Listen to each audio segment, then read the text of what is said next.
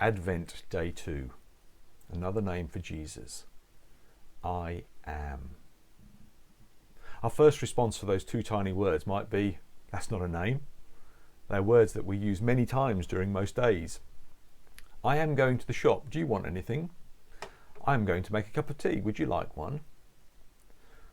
Whilst it's true that the phrase I am is very common, and it comes many times in the New Testament, 333 to be precise, there are a few instances where those two little words in our language take on special significance. In John's Gospel, we get these 7 I am statements of Jesus. I am the bread of life, and so on. We'll be looking at those in a few days' time. We could read them as if Jesus were saying, that's me, the bread of life. But that misses the significance of those two words, I am. John gives us a little glimpse of this significance as Jesus is arrested. In John chapter 18, verse 4, we read, Jesus, knowing all that was going to happen to him, went out and asked them, and he's in the Garden of Gethsemane and he's talking to the soldiers now who have come to arrest him, who is it you want? Jesus of Nazareth, they replied. I am he, Jesus said. But we need to recognise that the he in our Bibles has been added to make more sense in English. Verse 5 is more accurately translated. Jesus of Nazareth, they replied. I am, Jesus said. When Jesus said, I am, they drew back and fell to the ground. There was something about that phrase, I am, that briefly overwhelmed and terrified those soldiers. They quickly recover and Jesus is arrested.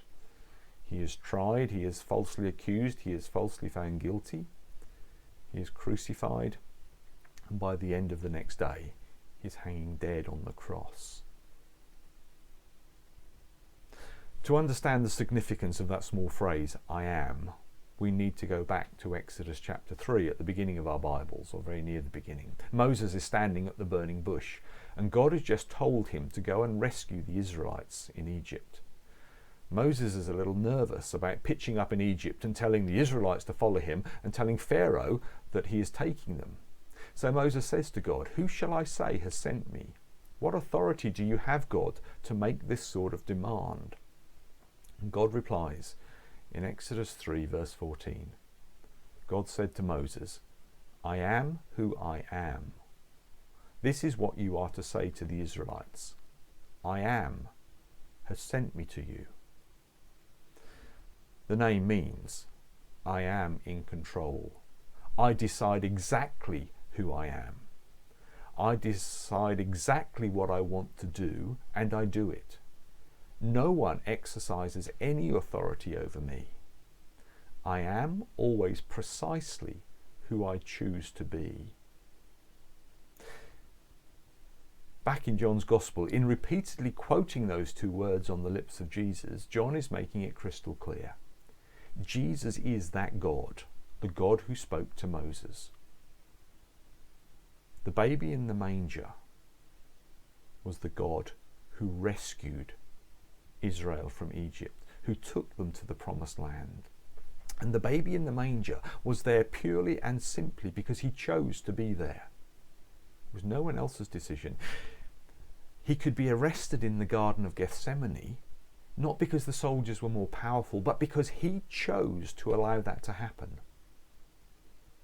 He went to the cross, not because he was overpowered, but because he chose to lay down his life and then to take it up again. Jesus is the I am. Think about that today.